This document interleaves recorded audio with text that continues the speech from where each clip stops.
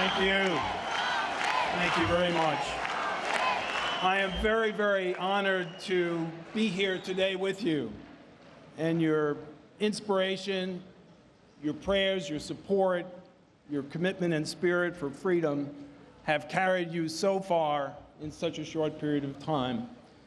Madam Rajavi, we salute you. We respect you for not just the leadership and the courage that you've shown, but the ability to move this peace commitment as far as it's moved in such a short period of time. So not too many years ago, we were all in this room, and many others, worried for the life, the safety and the life of all of the Ashrafis present here and many who have been killed. In the United States of America, those of us who supported for you became the subjects of criminal investigations by our own government. And we actually welcome that. How great to investigate former attorney generals, former directors of the FBI and the CIA, the chairman of the Joint Chiefs of Staff, military generals, the Speaker of the House, and I could go on and on. But you know, they didn't ask us any questions. And that was consistent with when I was the director in 1997. Nobody asked me any questions about the MEK before the administration unjustifiably put you on the terrorism list. And why did they do that? There's a lot of explanation, but there was, I believe, a very bad intent behind it. And if you want to use the word collusion properly, there was collusion with the Iranian government to designate a freedom organization as a terrorist organization to accommodate and appease the terrorist leadership. That was a mistake. How ironic now that we see the IRGC, who killed 19 Americans at Khobar Towers in June of 1996, and countless other victims, many of whom we heard yesterday, now sitting on that list. So I think all of the indicators of change are here. Look at the Iranian economy. Look what the corrupt and terrorist leadership has done to the economy, contracting the GNP by 6%. The rial has gone down 60%. We will see amazing change, and I think we will see it quickly.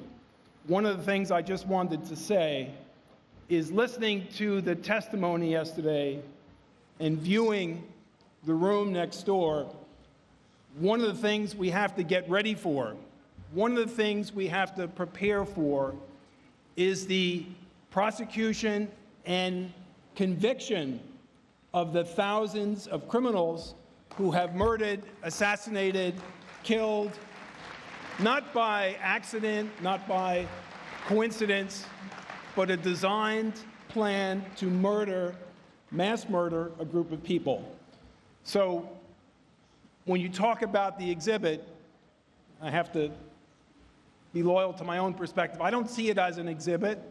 I don't see it as a museum.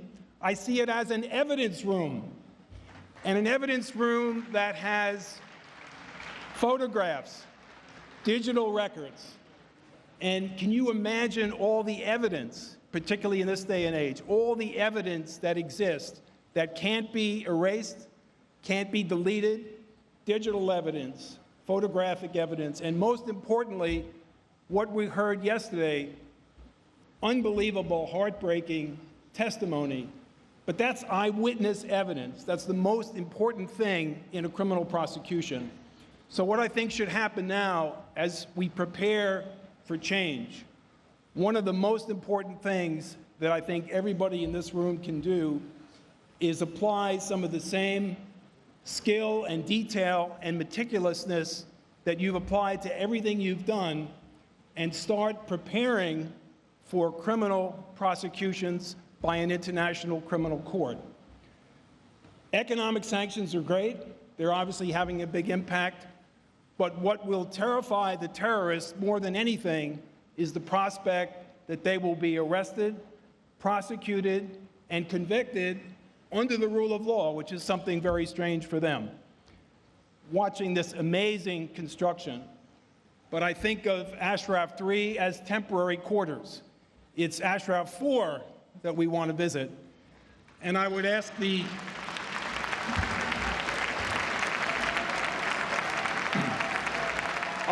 all of you who worked here on Ashraf 3, how long would it take you to build a courthouse in Tehran?